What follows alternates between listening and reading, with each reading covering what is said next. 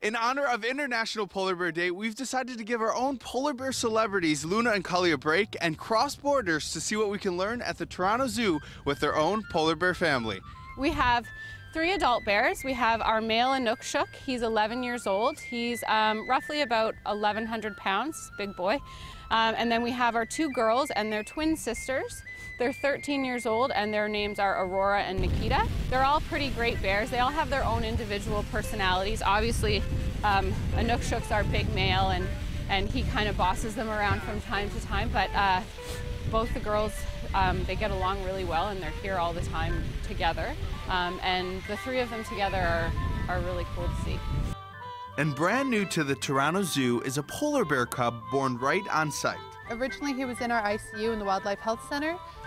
We had to pull him from his mother when he was 2 days old, and he stayed in the ICU the entire time with 24-hour care until about 2 months of age.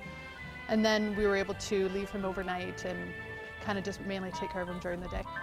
It was not an easy task making sure that this polar bear survived. Anytime you have a polar bear cub, they are more work than any other baby I've ever had to raise. They have a high mortality rate up until the age of 3 months. They have a 56% mortality rate in captivity. So therefore, they are high maintenance. You have to keep everything sterile, everything clean. We do a lot of networking with other facilities such as Buffalo, where I've been in touch with a technician there and her with me with your little girl, Luna. It was really helpful having Alice to talk to and just be like, did you experience this? Or is this a habit you saw in Luna? So it's kind of nice to have just more experience with more bear cubs. With all of the hard work that was put into Toronto's newest edition, it's no surprise he's doing quite well. He is now actually becoming more of a polar bear. He's getting a little bit rambunctious.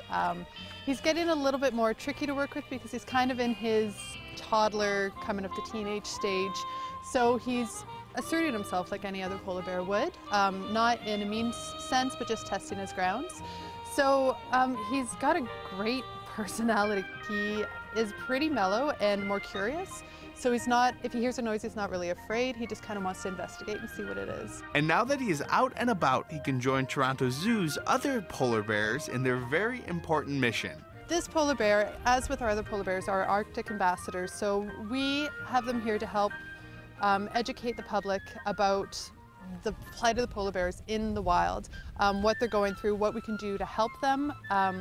We try to have as much educational displays or people around to talk to that kind of help describe what we can do at home very simply that will actually directly affect polar bears in the wild. And there's no time like the present because today is International Polar Bear Day and the Toronto Zoo is asking you to help out. One of the initiatives that we have here is called Bundle Up.